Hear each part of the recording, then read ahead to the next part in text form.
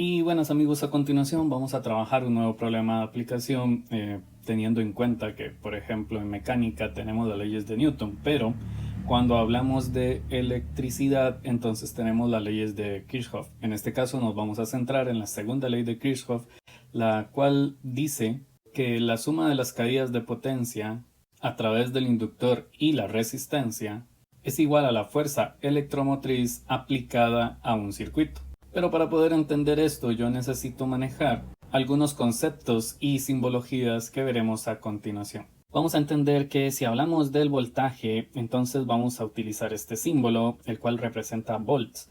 Y si hablamos de resistencia, usamos este símbolo, la R, la cual significa ohm. Si hablamos de inductancia, vamos a utilizar la L, la cual significa Henry.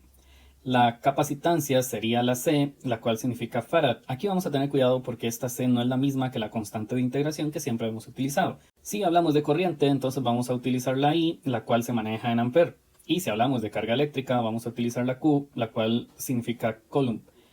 También vamos a entender que si hablamos de resistencia sería igual a R por I. Si hablamos de inductor sería igual a L por la derivada de la corriente con respecto al tiempo.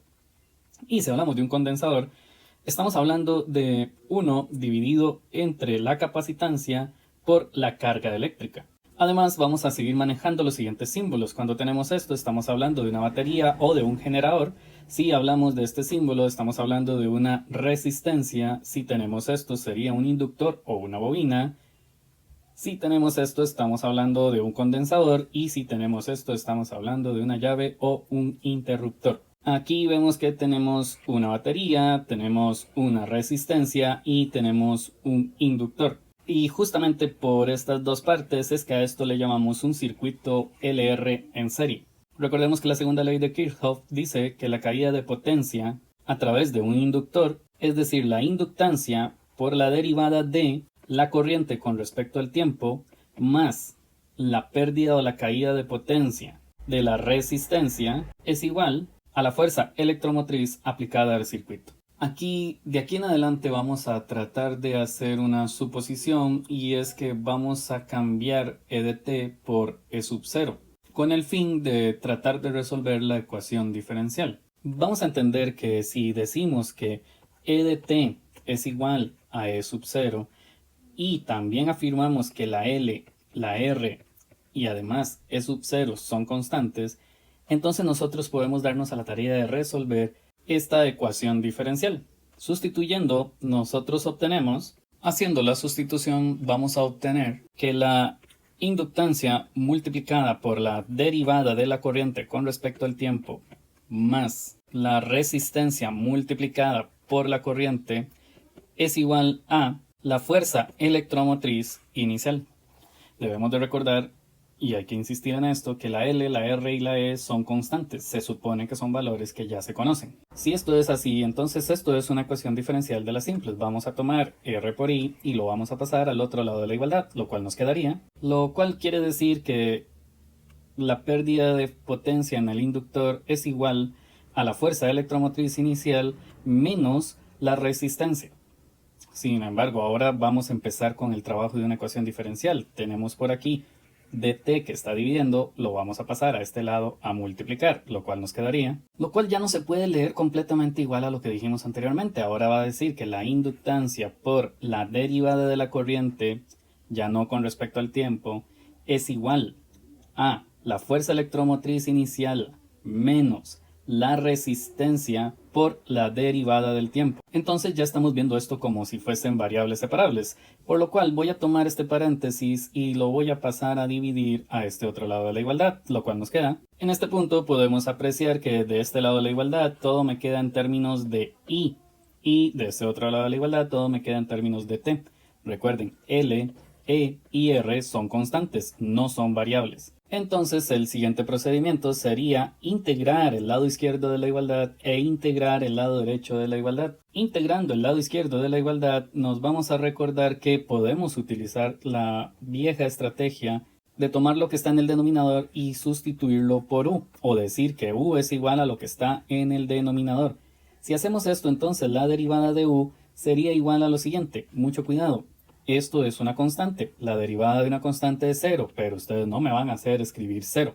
R es una constante, pero tiene a la i. Entonces, si nosotros queremos derivar esta expresión, tendríamos que hacer lo siguiente. Recordamos que la derivada de i es 1. Entonces el resultado de esa derivada es r negativo. Pero recuerden que cuando estamos derivando, pues tenemos que escribir al final el diferencial de lo que estamos derivando.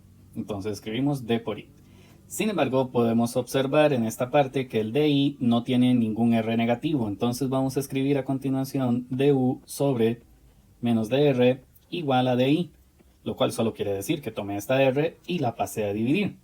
También debemos de entender que este negativo no puede quedar en el denominador, hay que pasarlo al numerador. Teniendo esto en la integral anaranjada, nosotros podemos hacer sustituciones, las cuales me quedarían de la siguiente forma. Entendamos que aquí lo único que sucede es que como habíamos dicho que la u era igual a esta expresión, entonces tomamos esto y lo sustituimos por la u.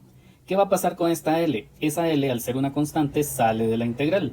Recordemos que a la par de esa L había un 1 imaginario. Es este 1 que tenemos aquí. Luego, de acuerdo a esto, nosotros podríamos sustituir el di y cambiarlo por esta fracción. Es por esto que tengo esta fracción aquí. Sin embargo, vamos a recordar que este menos puede salir de la integral porque representa algo similar a un menos 1. Y también esta r puede salir de la integral a dividir a la L. ¿Por qué puede suceder esto? Porque tanto la L como la R son constantes, ya lo habíamos dicho anteriormente. Ahora el resultado de esta integral es un resultado sumamente básico, quedaría de la siguiente forma, lo cual no agrega gran trabajo a lo que estamos haciendo debido a que solamente estamos haciendo la integral de 1 sobre una variable elevada a la 1. Es por esto que me queda el logaritmo natural de u. Sin embargo, vamos a recordar que por aquí habíamos dicho que la u era igual a esta expresión. Por lo tanto, vamos a decir que el resultado de esa integral es... Y ahora ya podríamos decir que terminamos la integral anterior. El problema está en que también tenemos que integrar esto. La integral del diferencial de t pues simplemente es igual a t. Por esto, podemos reescribir esta ecuación de la siguiente forma, en la cual podemos ver que r está dividiendo, entonces lo vamos a pasar a este otro lado de la igualdad a multiplicar. Multiplicando r por lo que hay dentro del paréntesis, nos quedaría lo siguiente. Ahora podemos observar que esta l está multiplicando, entonces podemos pasarla a este otro lado de la igualdad a dividir. Recordemos que este menos no puede quedar en el denominador, pero pasar este menos al numerador no es tan simple. Deberíamos de cambiar todos los signos, es decir, menos r menos c. Sin embargo, recordemos que menos c también es una constante. Entonces más adelante vamos a hacer un pequeño cambio para trabajarlo mejor. Separando esta fracción, nosotros vamos a tener lo siguiente. Noten, si yo tengo una constante dividida entre una constante, la puedo cambiar por otra constante totalmente diferente, la cual sería C1. Para saber cuánto vale C1, lo único que necesitaría es saber cuánto vale C para dividirlo entre L, que además también necesitaría saber cuánto vale. En el siguiente paso vamos a utilizar el truco de tomar la función exponencial e elevado a algo para poder sacar del argumento del logaritmo la expresión que contiene la variable i y de esta forma poder despejar la i, lo cual empieza de la siguiente forma. Y en este punto podemos ver que este logaritmo y la e se cancelan, que realmente no se dice que se cancelan porque simplemente estamos aplicando una propiedad de los logaritmos que me dice que el resultado de esta expresión es igual al argumento del logaritmo. Y de este otro lado de la igualdad nosotros vamos a separar esta potencia en dos potencias, lo cual simplemente quiere decir que si tenemos bases iguales sumamos los exponentes, entonces esta expresión es totalmente igual a esta expresión. En esta parte también tenemos una situación particular, tenemos una constante elevada a otra constante, lo cual me da como resultado una constante totalmente diferente, a la cual vamos a llamar C2. Recordemos, esto me resulta una constante diferente a la constante C, la cual llamamos C2. Si se preguntan por qué lo escribo al frente, es que multiplicar aquí o multiplicar aquí es lo mismo. Y ahora nos vamos a dedicar a tratar de despejar la i. Entendamos que aquí lo único que hice fue que observé que la e está positiva, entonces está sumando, por lo tanto la paso a restar al otro lado de la igualdad. También vamos a observar que la r está multiplicando con la i y por lo tanto la voy a pasar a este otro lado de la igualdad a dividir. Sin embargo, en este punto vamos a necesitar separar esta fracción para escribirlo de una forma un poco más amigable. Además, esta I no es cualquier I.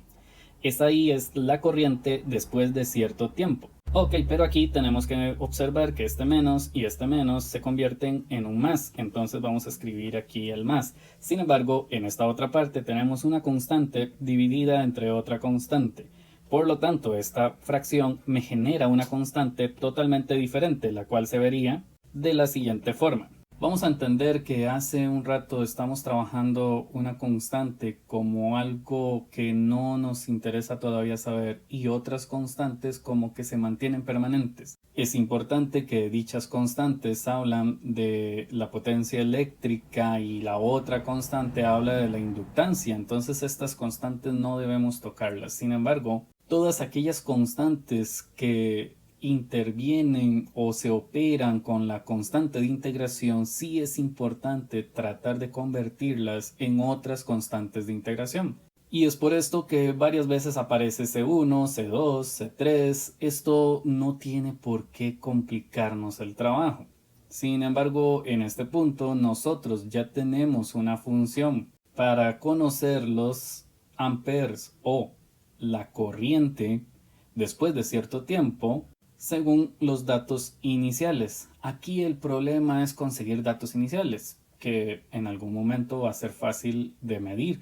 Sin embargo, ya con esta fórmula nada más se trataría de sustituir la resistencia, sustituir la inductancia y sustituir la fuerza electromotriz y sustituir la resistencia, y entonces podemos predecir después de cierto tiempo cuánta corriente o cuántos amperes hay. Pero pues pensar en esto ya es algo muy específico y vamos a tratarlo en otro video.